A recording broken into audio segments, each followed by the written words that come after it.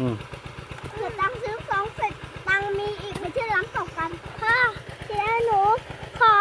ไปทะเลได้ไหมอ่ะได้ตอนโควิดอ่ะไปน้ำตกพ่อขอไปทะเลได้ไหมอ่ะตอนเชื้อโรค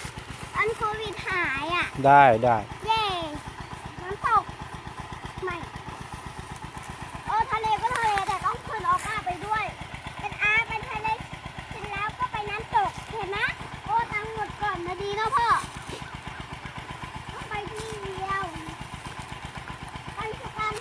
ใช่ไหมพ่อต้องไปอันดับสองนะไปสุกใครชนะต้องไปที่นั้นเกาะต้องไปที่นั้น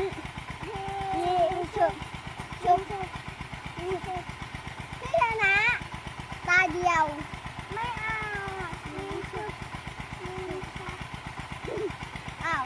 อันตาชนะได้ไปทะเลจบเรื่องสร้างทางนี้ก่อนทะเลก็ต้องประสาทกันฮะไปสร้างประสาทกัน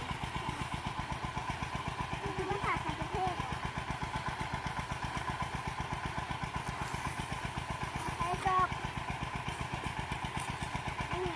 ไหนตอนที่ขึ้นมา